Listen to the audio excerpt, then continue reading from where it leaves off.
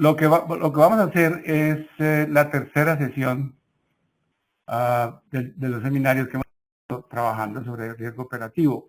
Y básicamente estos seminarios surgieron por la preocupación de que hemos encontrado que hay cosas que se están haciendo no del todo bien y que eso tiene efectos en la asignación de recursos, gente, capital, sobre todo, y en la efectividad de la medición.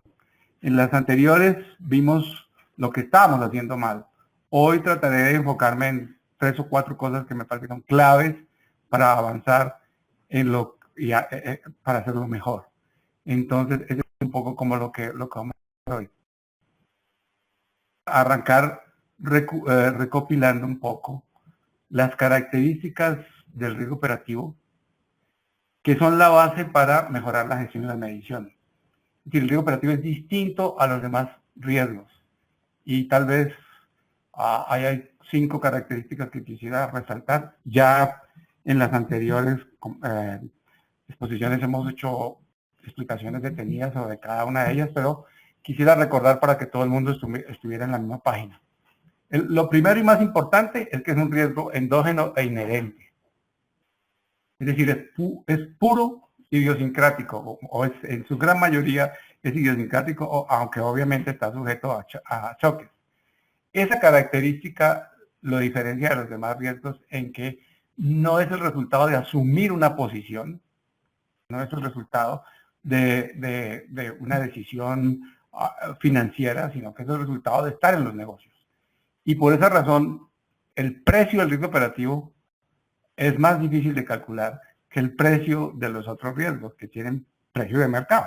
El riesgo de mercado tiene un precio, el riesgo de liquidez tiene un precio, el riesgo de mercado tiene un precio, porque son exógenos y dependen de las condiciones de mercado. Este es endógeno. Esa característica es la más importante de todas, y eso vamos a verlo a continuación, que tiene repercusiones en la manera en que autoevaluamos el riesgo en el ejercicio de self-assessment y en la manera como modelamos el riesgo operativo. Esos 2 puntos es lo que yo quiero tocar hoy. Cómo mejorar la autoevaluación, el self-assessment, y cómo mejorar la medición de riesgo. Ahora, lo otro que es muy del riesgo operativo es que yo puedo ex ante simular qué es lo que me va a pasar con base en los conocimientos que las organizaciones tienen en sus expertos. Eso me hace posible que yo pueda hacer una proyección de lo que pueda pasar en el riesgo operativo. Y esta es una característica muy del riesgo operativo. Lo que es diferente es que los datos pasados son poco relevantes sobre lo que va a pasar en el futuro. Es decir, si yo quiero hacer una proyección, si yo quiero hacer un modelo, si yo quiero modelar, si yo quiero saber cuál es mi valor en riesgo, para poner un ejemplo, en riesgo de mercado, yo tendría que mirar mis datos pasados. Esos datos pasados son poco relevantes o son menos relevantes, para ponerlo de una manera más sencilla, cuando yo voy a modelar riesgo operativo. El fraude interno de mi anterior coyuntura no tiene nada que ver con el fraude interno de la coyuntura que sigue. Y lo mismo los errores en los procesos. Entonces ahí digamos que la memoria, si se quiere, y la relación entre datos pasados y eventos futuros no es de la misma calidad que en los otros riesgos. La otra característica que es muy importante, es que el riesgo operativo está relacionado con los costos. Por tanto, y eso ahorita lo explico mejor, yo puedo trabajar los costos de la relación costos, y en este caso sería pérdida esperada frente a costo de los controles, en la zona de riesgos, en la zona de eventos de alta frecuencia, bajo impacto, y también tiene que ver con los retornos en la medida en que debo destinar una suma de capital para cubrir el riesgo, no solo por regulación, sino por práctica, por mejor práctica. Entre otras cosas, hago el énfasis en que hoy básicamente la regulación está evolucionando mucho hacia la prueba de estrés y está abandonando, la regulación está abandonando el enfoque de auditor, de lista de chequeo que caracterizó la regulación antes de la crisis del 2008 en Estados Unidos. Hoy hay versiones extremas, por ejemplo, en Estados Unidos, no sé si ustedes han seguido eso, la regulación se está basando única y exclusivamente o fundamentalmente en pruebas de estrés. Entonces, eso es lo que se llama SICAR y pues esa es una de las cosas que pues cambia o permite cambiar hacia otras formas de medición y de supervisión del riesgo operativo. Y lo tercero, pues obvio ya lo acabo de mencionar, pues el riesgo operativo tiene expresión financiera en la medida en que requiere capital. En algunas regulaciones, entre ellas Colombia, esto todavía no se ha llevado a cabo, pero pues entendería que Colombia en su lista de requisitos para entrar a la OECD tendría que solucionar algunos problemas de regulación financiera y entre ellos de asignación de capital por riesgo operativo. Listo, esas son, digamos, como un resumen bastante apretado de las condiciones de riesgo operativo que lo hacen distinto a los demás. Ese es el punto que yo quiero subrayar, es distinto a los demás. Listo, lo segundo que quisiera mostrar a continuación son los elementos de la gestión moderna de riesgo operativo. La gestión anterior de riesgo operativo estaba muy sesgada a controles, muy sesgada a listas de chequeo, muy influida por COSO u otro tipo de aproximaciones que eran fundamentalmente orientadas hacia los controles y hacia la identificación de riesgos que se expresaban. Por eso en muchos de las organizaciones que hoy tenemos un sobrecontrol muy fuerte y ya voy a mostrar algunas cosas sobre los resultados de ese sobrecontrol. ¿Qué es entonces la gestión moderna? La gestión moderna es un proceso que integra el antiguo proceso de self-assessment en una función transversal que cubre toda la organización para identificar, evaluar, medir, controlar, mitigar el riesgo operativo basado en métodos cuantitativos y con un régimen de governance que lo hace independiente. Uno podría decir que hay dos riesgos que integran naturalmente,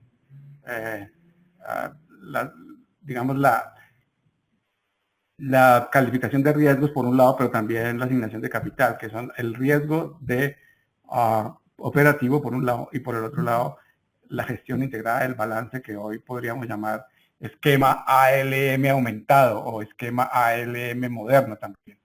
Entonces, la diferencia básica con la antigua forma de gestionar el riesgo operativo, también la mostré en las otras charlas, tienen mucho que ver con la aproximación por probabilidades y no por posibilidades, y la aproximación a diferentes eventos que conforman la curva de pérdidas de una institución para tratarlos de manera distinta. Los riesgos operativos tienen distinto tipo de riesgos, distinto tipo de incertidumbre, por ponerlo de esa manera. Lo segundo es que es un ejercicio de optimización entre costos y controles. Esto quiere decir que básicamente pérdidas y controles, pues esto quiere decir que yo tengo que ver con una parte operativa y ese es el punto de toque entre riesgo operativo y procesos. Y lo otro tiene que ver con la asignación de capital. ¿Cuánta asignación voy a generar dentro de la organización para cubrir capital? Eso es muy importante porque tiene que ver no solo con la asignación por riesgo capital, sino, y en eso será materia de otra discusión más adelante, la calidad del capital que yo tengo que tener para cubrir el riesgo de capital. Por lo tanto, el sistema de riesgo operativo moderno, la gestión de riesgo operativo moderno es un sistema que es básicamente un sistema para toma de decisiones. Toma de decisiones sobre qué, sobre cuáles productos, procesos puedo tomar con relación a otros, hacer una relación entre distintas alternativas para tomar la relación costo, controles, pérdida esperada y también cantidad de capital. Entonces ahí me va a decir qué productos son más complejos, qué productos requieren un proceso más complejo, qué productos tienen mayores riesgos, etcétera. Esa es la labor fundamental de la gestión del operativo, ser alimentar las decisiones estratégicas de la empresa, más que preocuparse por los controles, aunque obviamente los controles son parte importante, pero no son el centro, y esa es una de las diferencias que siempre he estado tratando de sugerir en las otras presentaciones anteriores. Listo, creo que con eso queda claro qué es lo que entendemos por gestión moderna. Ahora bien, aquí quisiera presentar algo a lo que también me referí en las otras, y este está tomado de un consorcio que se llama UpVantage, que hizo estos son números del 2010, si no estoy mal, no está allí, mostrando un poco la concentración de los eventos en riesgo operativo. Y es muy importante, esto se hizo para los Estados Unidos, pero aquí se ve obviamente que hay un umbral, son más de 700 eventos, 7000 eventos los que conforman la base de datos que se evaluó. Y lo interesante de esto es mirar que los riesgos operativos tienden a concentrarse, y eso también lo hemos visto en la práctica aquí en Colombia, y ustedes seguramente lo han visto en sus organizaciones, en 3 riesgos. Uno, en lo que se llama clientes, productos y prácticas de negocio, que ahí básicamente están todos los errores y fallas en los procesos atribuibles a personas y a sistemas o a mal diseño de los procesos. Ese es el 70% de los riesgos operativos, de las pérdidas operativas se concentran allí. Y es lo que también quisiera subrayar. Eso es lo que más ha preocupado a los gestores de riesgo operativo durante los últimos años. Entonces, algo estamos haciendo mal porque se siguen presentando los mismos errores, y ya más adelante yo trataré de mostrar cómo podríamos ayudar a que eso se mejore. Porque el 70% está allí. Ahora, estoy hablando solo hasta ahora de impacto. Ahora miramos frecuencia. Por el otro lado, los otros 2 grandes riesgos son de alto impacto, que es el fraude interno y el fraude externo. Entonces, entre esos 3 riesgos son el 70, el 87%, casi el 90% de las pérdidas están concentradas en esos 3 riesgos. Razón tienen aquellos bancos que han planteado que el problema no es hacer un control de todos los riesgos o un auditaje de todos los riesgos, sino concentrar los esfuerzos en aquellos riesgos que por su repetición o por su alto impacto requieren de la mayor atención de la organización. Y ese es un poco, por ejemplo, la experiencia del Deutsche Bank que ha venido liderando cambios en esta dirección. Y esto también es posible hacerlo hoy con el cambio de regulación a nivel mundial, donde de nuevo menciono que hoy la regulación va más hacia mirar la capacidad de las organizaciones para reaccionar en situaciones de estrés, más que al chequeo de que si se tienen todas las cosas que ustedes ya han visto cuando y están acostumbrados a las visitas del regulador, cuando coge una lista y comienza a hacer chequeo, que es más auditaje que otro tipo de cosas.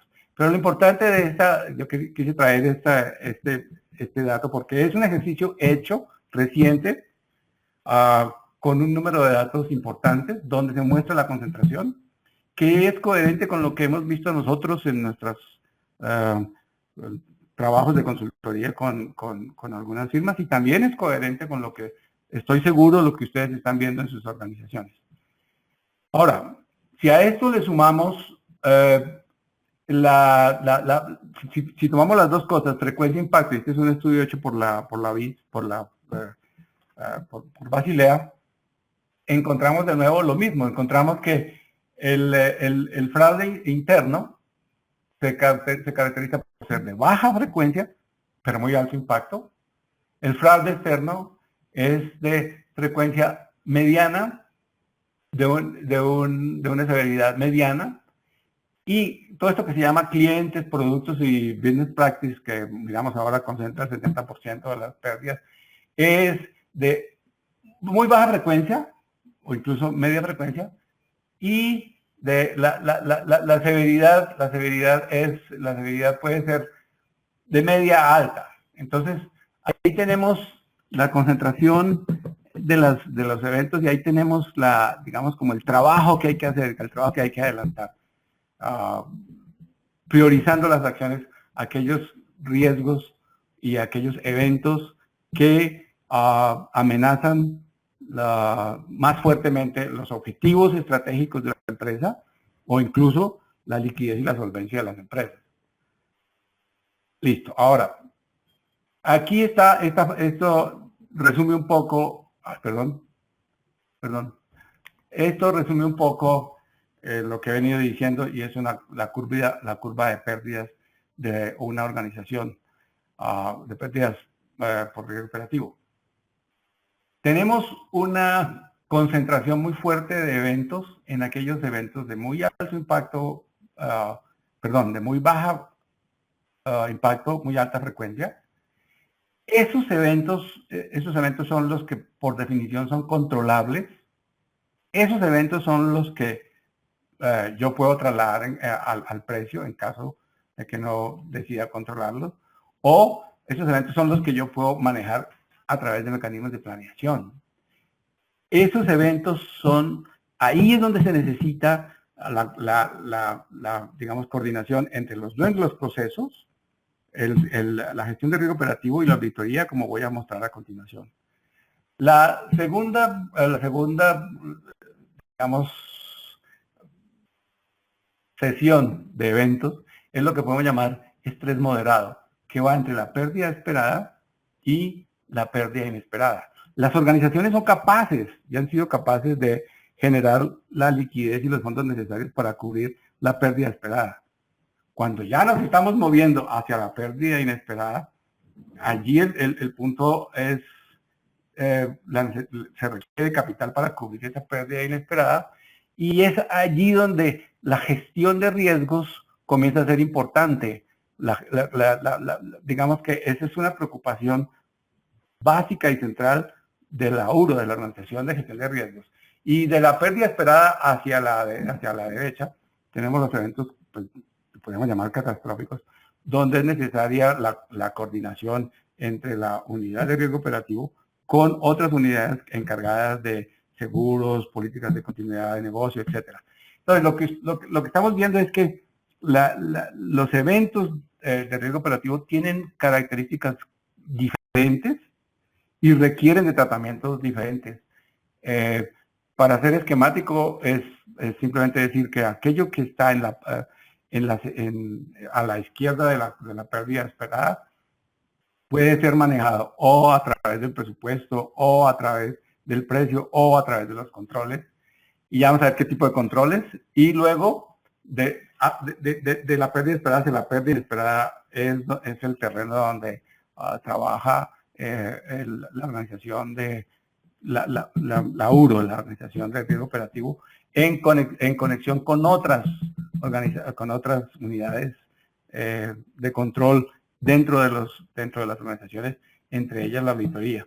Ya vamos a ver cómo entra cada quien, pero lo importante es ver que aquí tenemos distintos eventos. Unos eventos son de naturaleza completamente distinta a otra, luego requieren de tratamientos diferentes.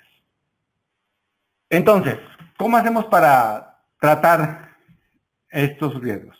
Como nosotros sabemos, yo puedo hacer un tratamiento ex ante basado en riesgos, o ex post basado en eventos.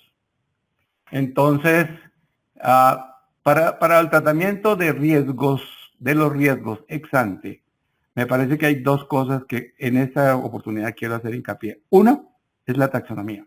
Ya antes, en las otras sesiones, habíamos hablado de las definiciones, que se entiende por riesgos. El riesgo no es una amenaza, es una probabilidad frente a un riesgo, frente a un resultado esperado. Por tanto, da la idea de curva de pérdidas, distinto a la definición de otras definiciones que se aplican, que se toma el riesgo como esperanza, como, quiere decir, como amenaza, y se toma el riesgo como definición de posibilidad de pérdida, no probabilidad. Eso ya está cubierto en las otras exposiciones, y pues los que quieran ver eso, las exposiciones, como dijo Marcos, está disponible para ustedes. Pero más allá de la definición, que me parece que es importante, qué se entiende por riesgos y que toda la organización entienda lo mismo, tenemos que tener una taxonomía que sea coherente.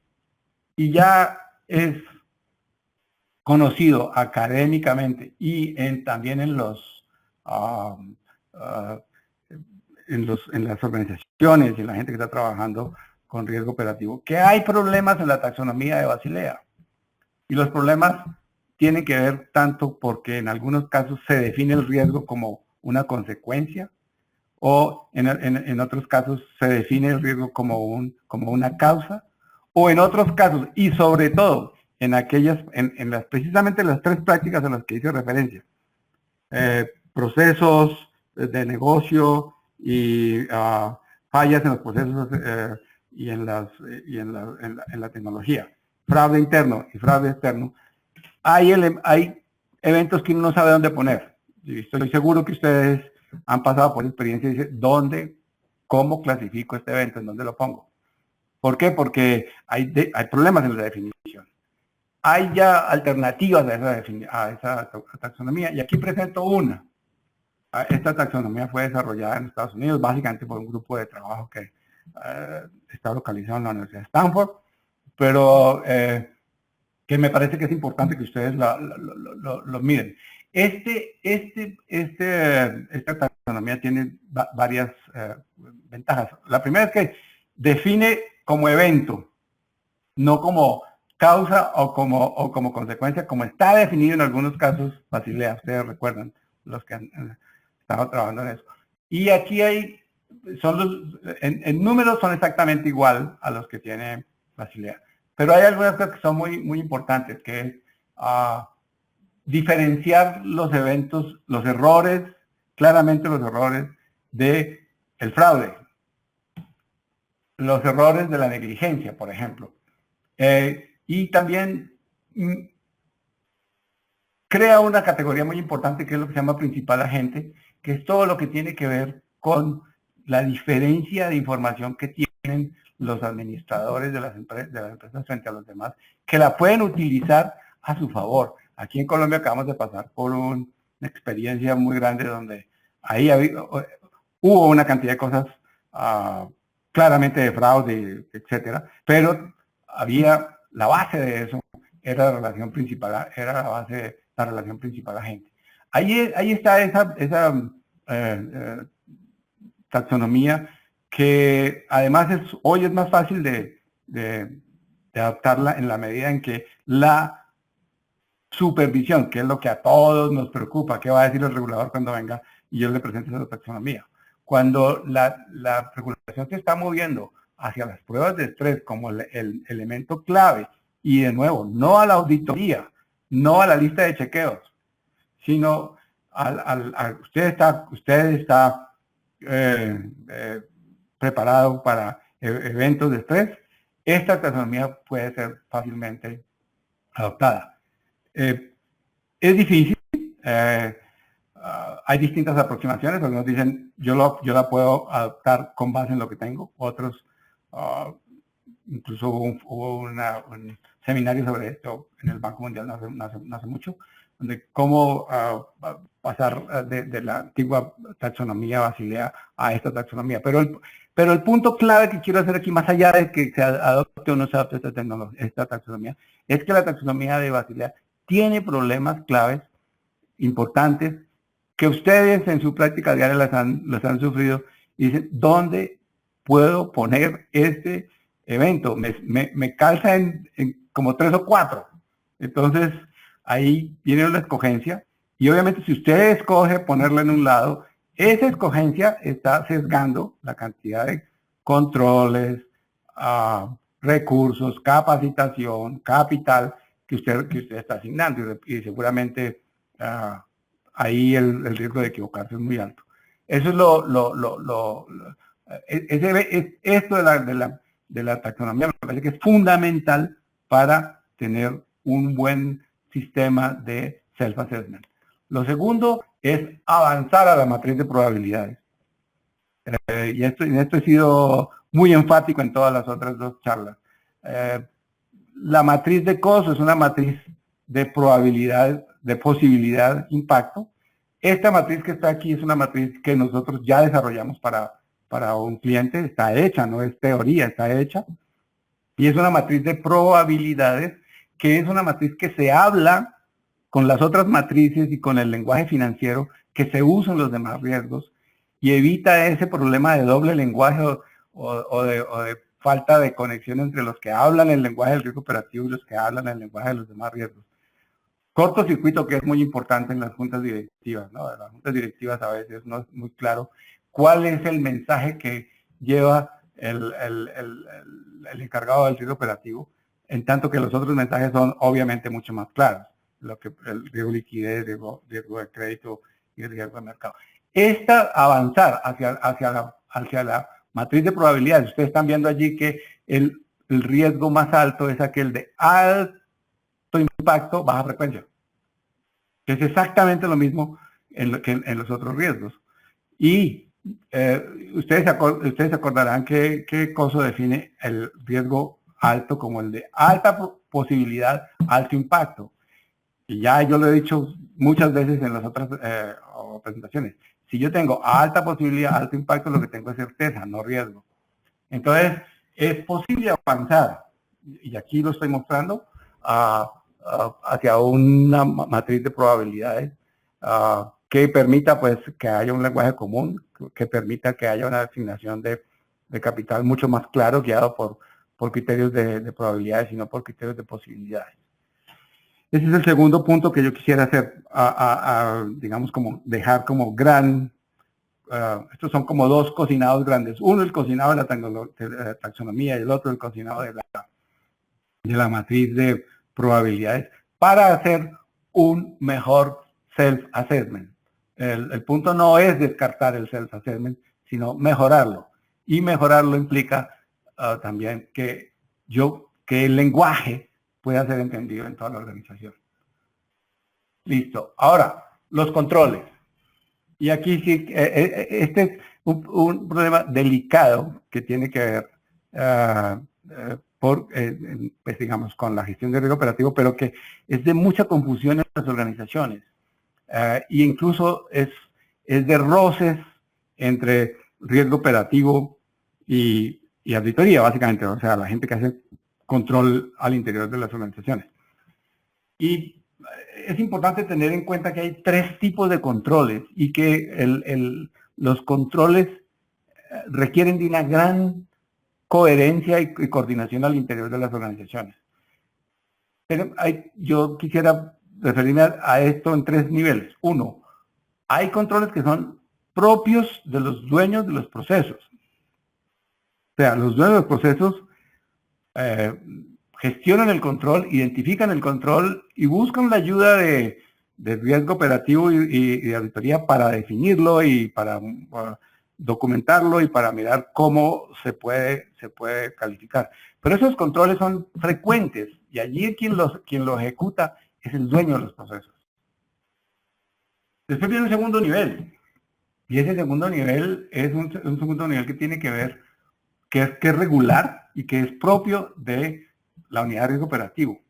La unidad de riesgo operativo es quien lleva a cabo los controles de tipo regular, y encima de eso están los controles periódicos que son propios de la auditoría.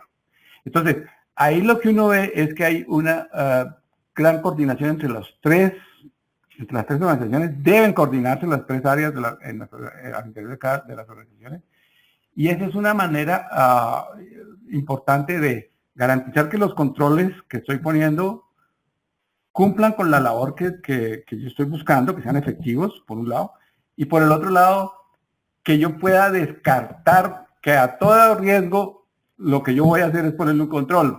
Yo puedo trabajar otro tipo de medidas cuando intervienen más de tres miradas distintas de cómo gestionar los riesgos operativos que se están presentando en los procesos. Aquí estoy hablando fundamentalmente de riesgos en los procesos. ¿Ok? Ahora, la medición. Entonces, digamos un poco para sintetizar. Tres elementos para mejorar. Hay más, pero tres elementos para mejorar. Y hablo de esos tres porque para mejorar esos tres, ustedes requerirán mejorar los elementos que son inputs para que se generen las mejoras en los tres elementos que he mencionado. Uno, taxonomía. Dos, matriz. Tres, controles. Ahora, esto en cuanto a self-assessment, es decir, gestión de riesgo operativo ex ante.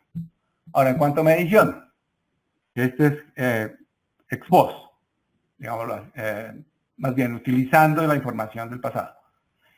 Hay dos maneras de hacerlo. La primera bueno, hay que entender que cuando yo estoy hablando de medición, me estoy refiriendo básicamente a los eventos de alto impacto o de mediano impacto hacia arriba.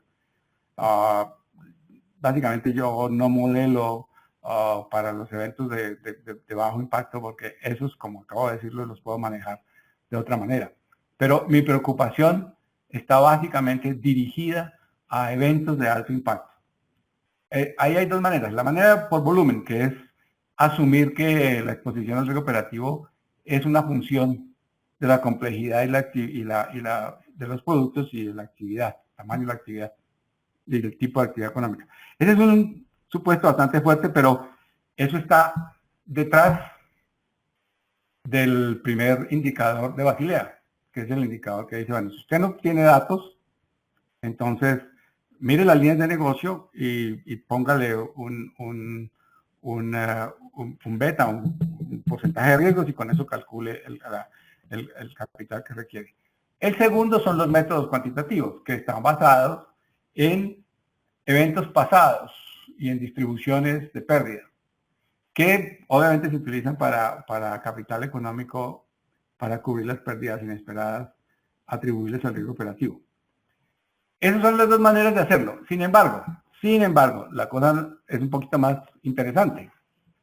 El RO no se puede modelar como los otros riesgos. El riesgo operativo no se puede modelar como los otros riesgos. ¿Por qué? Porque no es el resultado de una transacción. Ahí está, en las dos columnas están las diferencias entre, y las razones básicamente por las cuales el riesgo operativo no se puede modelar como se modelan los otros riesgos. ¿Y pues por qué? Por la característica que vimos al comienzo, ¿no? Es un riesgo inherente atribuido a la institución. Es propio de la institución. No existe una cantidad inherente de riesgo en un proceso, en una transacción o en un sistema que permita medirlo. No hay un riesgo inherente en un proceso, transacción o sistema. En cambio, en los otros riesgos, el riesgo depende del valor de la exposición y del riesgo que esa exposición tenga. Si yo estoy en bonos, invirtiendo en bonos de alto riesgo y tengo un alto valor de exposición, pues ahí yo tengo un riesgo que es distinto a los demás, pero en el riesgo operativo no pasa lo mismo. Y yo no tengo un portafolio de riesgos conocido en el riesgo operativo. En particular, de aquellos riesgos que no dependen de los procesos. Yo podría tener un portafolio de los riesgos de los procesos, pero aquellos que no dependen de los procesos no puedo tener un portafolio. Y lo que es más, El fraude de hoy no me predice el fraude de mañana. Las fallas de hoy no me predicen las fallas de mañana. Entonces, todo ese tipo de características lo diferencian de la modelación de los riesgos. Y por eso el VAR no es suficiente. El famoso valor en riesgo no es suficiente.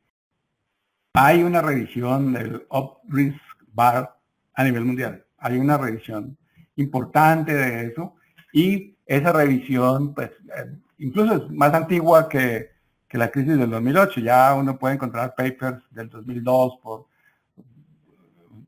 incluso por una profesora mía, Carol Alexander, que está en la Universidad de Sussex, que se ha dedicado a mirar todo esto.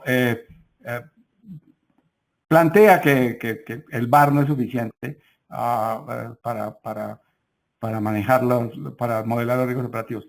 Pero encima de todas estas características a las que yo me acabo de referir, hay un problema adicional y es la falta de datos de los riesgos extremos, o sea, de los eventos extremos. Por definición, si yo tuviera una larga lista para mi organización de eventos extremos, la organización ya no existiría. Quiere decir, de eventos de alto impacto, baja frecuencia, por definición. Y viene además todo el problema de los consorcios, de utilizar datos de consorcios que no pegan exactamente con lo que yo tengo. Entonces, tanto la naturaleza propia del riesgo operativo como el problema de la ausencia de datos hace que pues yo tenga que mirar un poco más allá del VAR. Y hay tres alternativas con las cuales yo quisiera cerrar esta exposición para poder dar 15 minutos, algo así, de tiempo para tener preguntas y respuestas. Lo primero es que yo puedo obtener modelos de decisión basados en Q-Risk Indicators y Self-Assessment. Eso lo puedo hacer. Y básicamente eso es lo que hoy la mayoría de las organizaciones tienen. Ayudan a formar una opinión sobre las pérdidas futuras. Sin embargo, todo lo que he dicho hay que aplicarlo acá porque digamos que no es muy buen predictor lo que pasó en el pasado, ¿cierto? Para poder saber qué es lo que me va a pasar en el futuro en el caso de los riesgos operativos. Sin embargo, si yo logro hacer un buen trabajo de self-assessment, y yo sé que hay organizaciones que lo hacen con mucho rigor, y a esto le sumo los Q-Risk Indicators, yo podría tener digamos, una idea bastante clara basada en juicios de expertos de qué me puede pasar, cuál podría ser la carga de capital y cuál podría ser los indicadores que disparen acciones diferenciadas, o sea, cuáles podrían ser los Q-Risk Indicators. La segunda alternativa que quisiera nombrar es la del Extreme Value. Extreme Value es digamos, la técnica que permite estimar las pérdidas de la cola de la distribución. O sea, más allá del 95% de confianza, donde están realmente aquellos eventos de muy alto impacto, muy baja frecuencia, o los famosos black swamps, que son los que son capaces de barrerme la institución, o sea, son los que me sacan del ring. Entonces, Extreme Value es una escuela, Enbridge y otros han estado trabajando por esta línea, trabajando Extreme Value o Expected Shortfall para tratar de suplir la ausencia de datos de alto impacto, baja frecuencia y la asignación de capital. Y el otro, que parece ser que es más fuerte, está tomando mayor fuerza, son los métodos bayesianos, porque los métodos bayesianos tienen una gran ventaja, que yo puedo combinar las opiniones de los expertos con los datos que yo tenga. Y puedo hacer lo que se llama prior distribution, que es lo que se hace básicamente con la opinión de los expertos, que yo la convierto en una distribución. Y lo que se llama sample likelihood, para poder después armar una distribución posterior y poder tener digamos, como una estimación. Yo no, en este momento yo no quiero entrar en todas estas cosas puramente técnicas. Podríamos organizar, me han sugerido una charla única y exclusivamente para los que estén interesados en este tipo de cosas puramente técnicas, pero el mensaje fundamental que yo trato de enviar en este momento es que tenemos que ir un poquito más allá del VAR para poder tener algo mejor para poder tener una medición más exacta del riesgo operativo que nos permita asignar capital y recursos. Esto es básicamente lo que yo tenía para hoy. Para resumir, yo quisiera entonces decir, tenemos que mejorar nuestra nuestro proceso de autoevaluación. Ya nombré 3 cosas fundamentales. Y tenemos que mejorar nuestro proceso de evaluación. Ahora, con estas técnicas que acabo de nombrar. Ahora, es importante entender que la gestión de riesgo operativo cubre toda la entidad, cubre todo el proceso, toda la entidad, toda la operación de la entidad, los procesos, la tecnología, ¿cierto? Y solo es comparable desde el punto de vista de integración a lo que se puede hacer con el manejo centralizado, el manejo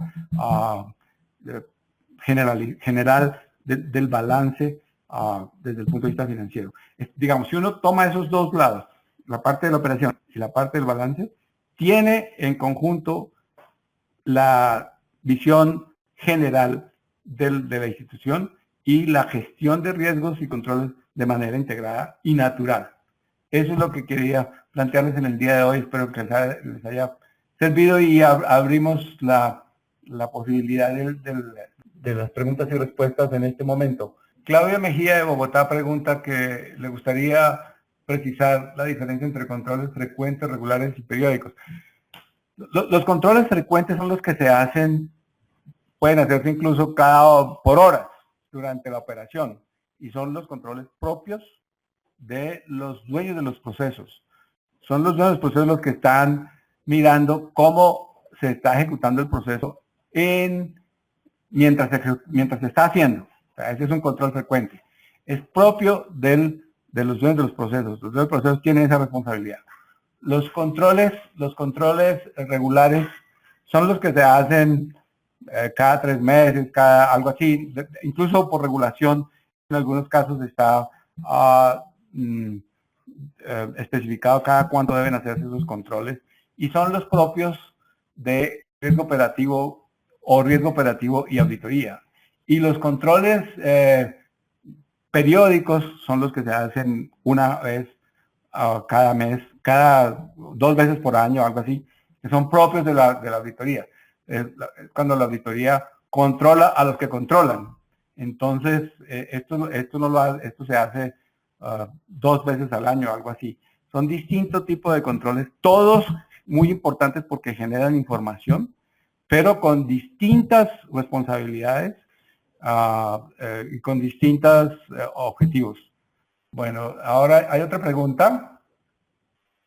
¿Hay ya regulación en el mundo sobre escenarios de estrés para el riesgo operativo? ¿Hay una técnica para generar escenarios? Claro, digamos que en este momento hay regulaciones. Hay una cosa que se llama CCAR, que seguramente, si los que están interesados, yo les puedo enviar algo de eso. Esa regulación ya está digamos, en uso en los Estados Unidos. Y CCAR se está adoptando ahora en Europa.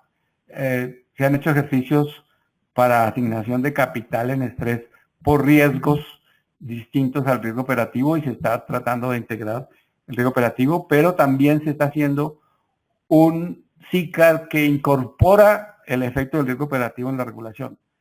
Eso es muy importante ver para dónde va la regulación. Hoy la regulación está cambiando a pasos muy grandes porque incluso me atrevería a decir que hay cierta, digamos, desconfort, se llamaría, no sé, inconformismo más bien en español, inconformismo sobre todo en Estados Unidos sobre la regulación de Basilea II, Basilea III, y están migrando hacia, incluso con Dodd-Frank también, y se está migrando más hacia el estrés, que es básicamente lo que debe preocupar a un regulador. Al regulador lo que le debe preocupar es, en condiciones de estrés de mercado, las organizaciones están capacitadas para manejar esas condiciones de estrés, cuáles sí, cuáles no. Entonces, si ustedes se dan cuenta, los últimos las últimas resultados de los stress están publicados en la prensa, incluso para los Estados Unidos y para Europa, pero los que estén interesados en eso yo les puedo enviar literatura, si me dejan saber la dirección. ¿Qué técnicas se pueden utilizar para determinar el key risk? Mira, los key risk indicators son indicadores que por definición están orientados al control de los riesgos de mediano impacto hacia arriba. O sea, los key risk, incluso yo puedo hacer un termómetro de controles. O sea, porque el Key Risk Indicator es un control que dispara algunas acciones. Yo puedo tener Key Performance Indicators, que tiene que ver más con la operación diaria y que tiene que ver más con los controles de tipo frecuente y que tiene que ver más con los dueños de los procesos. Pasar luego a Key Risk Indicators, que son aquellos que están diseñados para mediano impacto, y esos Key Risk Indicators convertirlos en alertas para cuando pasen un determinado umbral, que son alertas que me están dando señales de que estoy entrando en un terreno peligroso. Entonces los Key Risk Indicators, la primera cosa que hay que hacer es, bueno, yo debo definirlos con relación a los eventos de mediano impacto hacia arriba, primero. Segundo, yo debo tomar en cuenta la opinión de los expertos para definir los Key Risk Indicators junto con los datos estadísticos que yo pueda tener. Y de esa manera yo puedo definir qué es un Key Risk Indicator para mi organización o cuál es el nivel. Y obviamente el elemento decisorio es cuál es el apetito de riesgos que tiene mi entidad. Si yo no tengo claro cuál es el apetito de riesgos que tiene la entidad, difícilmente yo puedo hacer un Key Risk Indicator porque no sé cuánto está dispuesta la entidad a tomar riesgos para operar. No sé si con eso queda clara la respuesta. Me gustaría saber cuántos datos o de cuánto tiempo debería tener un historial de eventos para hacer una estimación de capital requerido, cualquiera de los métodos. Mira, si yo estoy hablando de métodos puramente de frecuencia, yo debo tener, o sea, se habla de 3.000, 4.000 datos para tener una buena base de datos de riesgos, para hacer una cosa puramente de frecuencia. En Valles, yo supero esa limitación del número de datos porque yo estoy trabajando tanto con opiniones como con datos. Entonces, por eso yo decía que es la manera natural, es como la manera, Valles es como la técnica natural para lidiar con el riesgo operativo por la ausencia de datos. Y allí yo no requiero una cantidad de datos determinada para tomar para hacer una modelación. Me gustaría poder tratar este tema más en detalle y seguramente podemos armar un seminario para estos temas puramente técnicos estadísticos, pero Valles nos saca del problema de que yo tengo que tener 7.000 datos, 4.000 datos. Digamos que regulatoriamente, si no estoy mal, Basilea recomienda algo así como 4.000 datos, pero para distribución, para métodos distribucionales. ¿Existe algún programa de software para medir el riesgo operativo? Sí, existen miles de programas para medir el riesgo operativo. Nosotros tenemos algo que podríamos ayudar, pero me da pena decirlo aquí. Si quieres, podemos en privado hablar sobre las herramientas que tenemos para medición del riesgo operativo y qué características hay, qué características se tienen, porque hay muchos en el mercado y casi todos tratan de calcular el famoso Up Risk Bar. Hay más preguntas. ¿Dónde encuentro las dos presentaciones? Como dijo Marcos, eso está entran a la página que se llama GRC en español y hay una cosa que se llama artículos presentaciones y ahí está. ¿Cómo alinear los riesgos de TI con los riesgos operacionales y la entrega de valor? Ese es un punto bien importante. Y hay distintas maneras de hacerlo. Mire, le voy a contar A ver, yo sé que lo que voy a decir puede ser un poco provocador, pero seguramente lo que trato es hacer eso.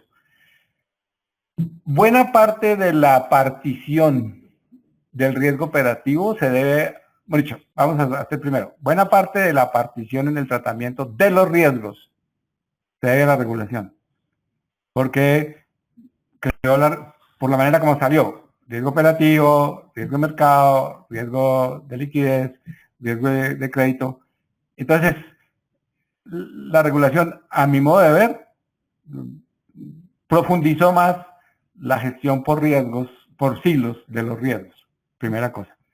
Segundo, dentro del riesgo operativo se hicieron diferencias demasiado tajantes, y dos de las diferencias que son muy tajantes son los riesgos de IT, sobre todo los riesgos de seguridad de información, y los riesgos de lavado de activos.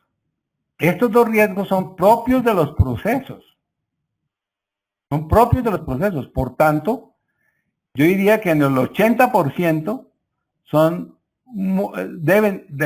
riesgos operativos y deben tratarse como riesgos operativos. De paso, quisiera comentar que con un par de clientes estamos en este momento haciendo un proyecto muy interesante que es ubicar dentro de los procesos los riesgos de lavado de activos y los riesgos de seguridad de la información. Si ustedes toman, por ejemplo, el ciclo de gestión de los riesgos de seguridad de la información, el ciclo es muy parecido a identificar, evaluar, con distintos nombres, pero es exactamente lo mismo. Entonces, a mí me parece que eso que está desunido en la regulación podría ser unido en muy buena medida en la gestión de riesgos. Lo mismo con el SARLAF. Hay procesos que por su naturaleza tienen un riesgo SARLAF, y yo debo tratarlo como un riesgo operativo, hacerle su matriz de riesgo, aunque debo reconocer que el tratamiento es un poco distinto porque allí viene conocer a tu cliente, ese tipo de cosas que son un poco distinto a lo demás del riesgo operativo, pero me parece que hay la manera correcta de tratarlos es meter esos riesgos en los procesos. Yo sé que esto puede sonar provocador, pero lo hemos hecho y estamos haciéndolo con muy buenos resultados, porque se centraliza la gestión de los riesgos sobre los procesos y disminuye las duplicaciones, los costos, etcétera, etcétera. Vamos a cerrar porque ya estamos sobre la hora. Muchas gracias a todos ustedes por la asistencia, por sus preguntas. Mis datos quedan allí en la presentación, por lo que ustedes requieran. Es un placer poder hablar con ustedes. Aquí estoy recibiendo mensajes de mucha gente que está agradeciéndole. Yo soy el más agradecido con ustedes y espero que en una próxima oportunidad podamos vernos. Muchas gracias. Feliz día. Bueno, antes de cerrar, quisiera comentarles, hacer como un anuncio publicitario. Tenemos a finales de este mes nuevamente otra conferencia muy interesante que les puede resultar de mucho interés sobre la gestión de proyectos de GRC. Entonces, en el transcurso de la semana les enviaremos la invitación con la información de los temas a tratar. Cordialmente invitados. De nuevo, mil gracias y feliz día.